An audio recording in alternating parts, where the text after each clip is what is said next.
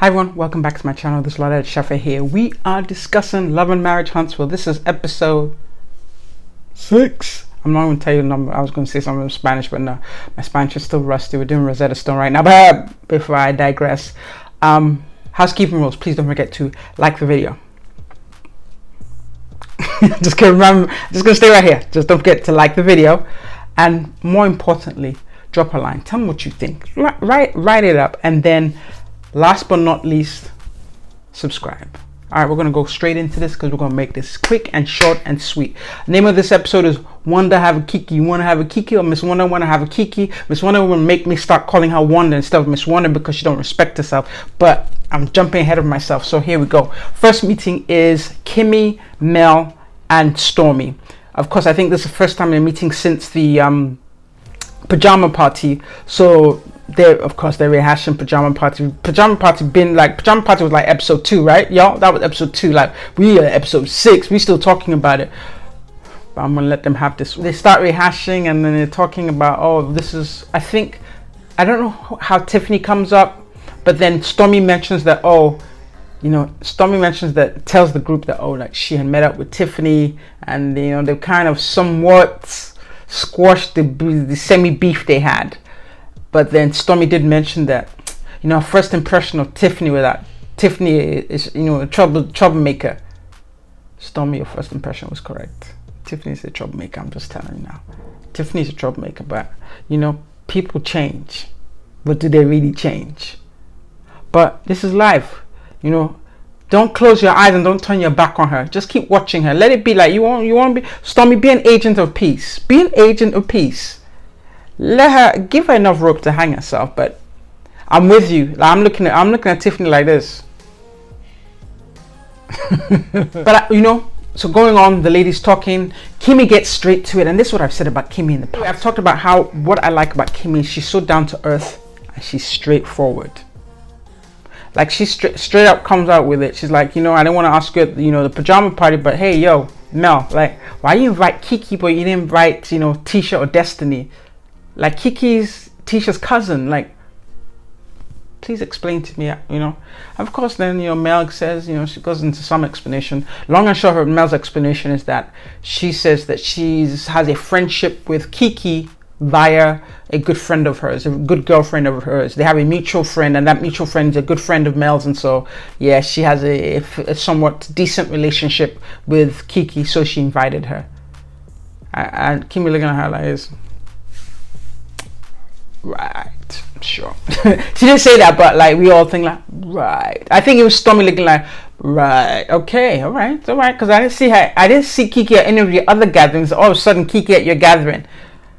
But I'm just gonna be here minding my business, minding the business that pays me. I'm saying that's what Kim is saying. All right, next scene, Destiny goes to meet up with Martel at his apartment or house or wherever it is, and they get talking. So we know that Martel and Destiny have a friendship. They've had a friendship for many years.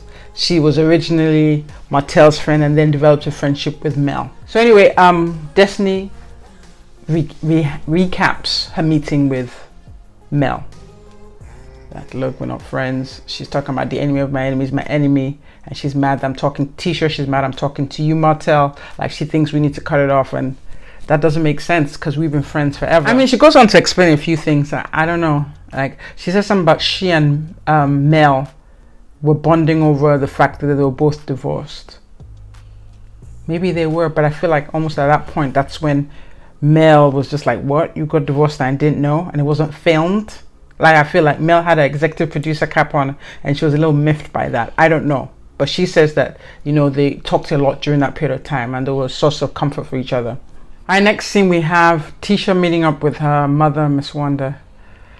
I think in the past, we've always, people have said, oh yeah, when Miss Wanda comes on the scene, she spices up the scene, she's real sassy. But can I be honest with you? I think I find her a little... Her exaggerated personality and her doing too much, and her lack of respect for her age or her position as somebody's mother has really worn me out.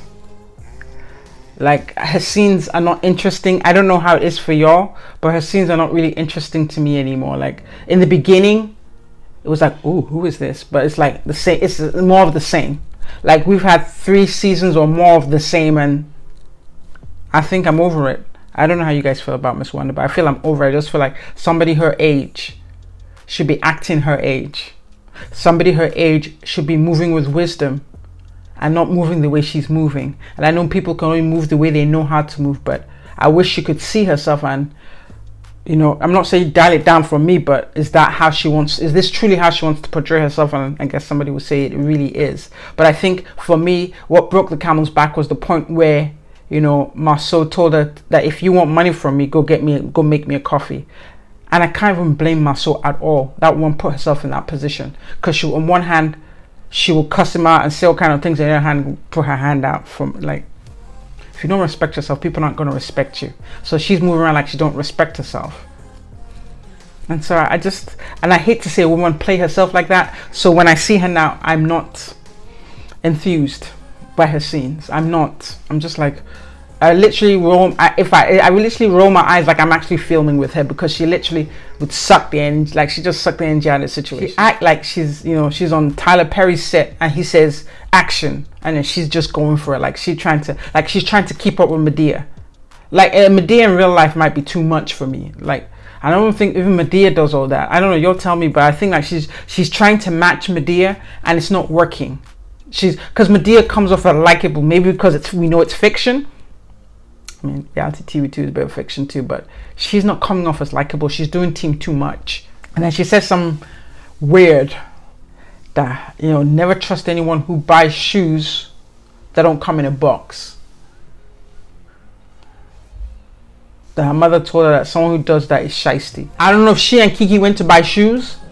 I don't know what happened, but I won't say it made no sense, but it was almost like she was trying to produce her own scene and say something that sounded interesting but really came off dumb. So what she's really trying to say, that she's calling Keke shiesty. But what the gag here is that, Miss Wanda, you shiesty too. So I don't know what to say. So I would say the dreaded scene for me. Okay, you know, Miss Wanda come over to Keke's place, Keke's apartment. She's just moved in somewhere. She's not settled in. So they get talking. She's like, let me offer you some wine. She's drinking out of a plastic cup. I've just moved, so, you know, you forgive the plastic cup. Of course, Miss Wanda goes on to call her hood. She says, I know this is a little bit hood rich. And then Miss Wanda says, you know, it's hood B. Like what I will say is that, you know, Keke can go blow for blow with her. Like Keke and all like playing with her. And who is Keke to Miss Wanda? Apparently Miss Wanda and Keke's father are siblings. And from what I'm gathering is like maybe at that time, the brother who is Keke's father was doing better, was well off, was doing better than Miss Wanda. But now, by order of marriage or whatever the thing is, it now appears that you know, Tisha is doing better now than Keke, and so the two siblings are always, and when I say two siblings, I'm talking about Miss Wanda and Miss Wanda's brother, who's Keke's dad. So Miss Wanda and Keke's dad are always kind of, you know, comparing and contrasting. Oh, my kid is doing better than yours, and that. And so Keke was saying that I feel like all this beefing and comparing that you and my father always have going on is bleeding down into my relationship with Tisha, and there's something to be said for that. I'm not excusing, you know, Keke's poor behavior, but something is to be said, like how that it's bleeding into their relationship with the cousins. It probably is. Not to say that two at this age shouldn't be able to remove themselves from their parents' nonsense, but you can already see that. We already know Tisha can remove herself from her mother's nonsense. I don't know if Keke can remove herself from her dad's nonsense, but if she's doing the same thing that Tisha's doing, then of course it's bleeding into their relationship. And so that, you know, they comes up whether I'm jealous or, you know, you're not jealous, no, I'm better, you're from the other side of the tracks, they probably live 2 streets apart. I don't know, like, I don't know what track we're talking about. That could be the root of the problems, but you could tell Keke was ready. She knew her aunt is troublemaker. She ready for her trouble. Talk about, I got your number. Like she got the lady's number. I mean, this scene, I won't call it useless, but it gave us some insight as to, okay, what's going on. So it fleshes out who Keke really is.